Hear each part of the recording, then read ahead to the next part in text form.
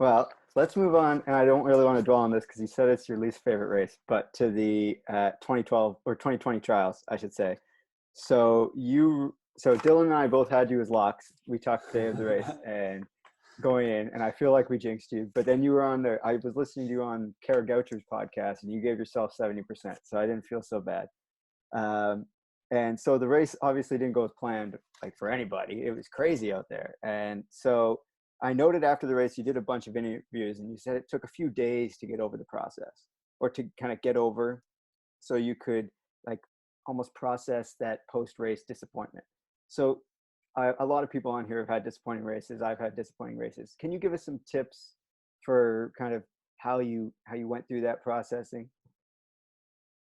Well, yeah, there's a couple of things. It was tough, and just like everybody else, after a bad race, I question everything from um, any good race that I've ever had in my life to every little thing building into this race. And like, I mean, I was even questioning if like all these good races I'd had were flukes and if the Olympic trials was really, the caliber that I am relative, it's just crazy how tough we can be on ourselves. And I don't know, I think one thing that honestly helped me was talking with Des Linden it was actually like 2 weeks after the race. And she said something like, I normally give myself 48 hours to sulk. And then I just tell myself, get over it. And I thought, you know what, it's been 2 weeks since the race. I need to get over it.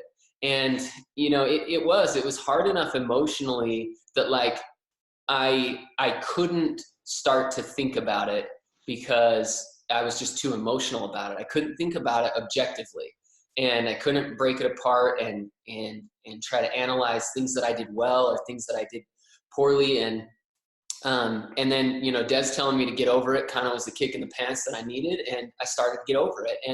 And I think since then I've realized that there were some good things that I did in that race. I think I positioned myself really well. And I think I put myself in the right place.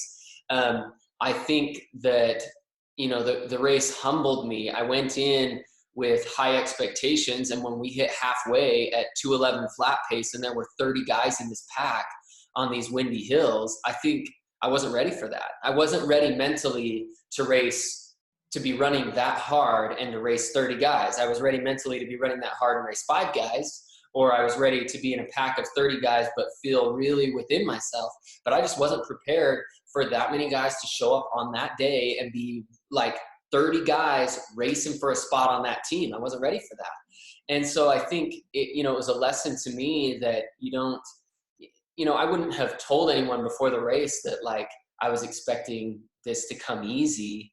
I wouldn't have even told myself that, but I think in hindsight, I wasn't really mentally prepared to go out there and hurt like I had in races that had brought me the success that I've had. And so it was a little bit of a wake-up call. And I think back to other experiences in my life. I think back to my last race in college was the qualifier for nationals.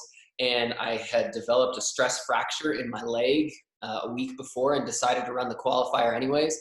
And in the middle of the race, my leg broke the rest of the way through. So the fracture just broke through the bone. And so my college season ended with me being the fittest I'd ever been in my life, but with a broken leg and not at nationals.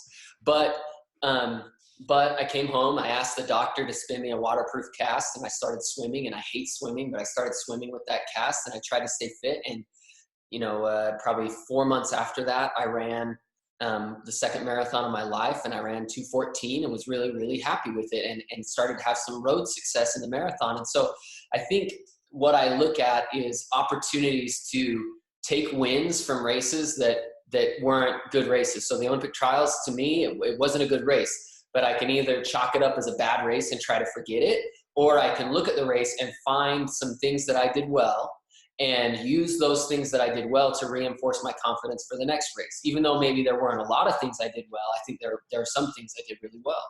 And so I'm going to use those to channel into my next race, and I'm going to approach my future with the confidence that I've overcome things before that were tough, and I'm going to try to do it again. And I don't know, maybe, and we never know when our best years for racing are over until they're probably 2 or 3 years over. But I don't think it does us any good to wonder if the best years are over. So I'm going to keep approaching running like I got more years ahead of me and attack it, and we'll see what happens. Awesome attitude. So were you more stressed out about your result, or I know you were talking to Connor from Running Warehouse, and you went on a cruise after during the whole COVID thing. So which one stressed you out more? The race, but by halfway through that cruise, I wanted off that ship. Fair enough.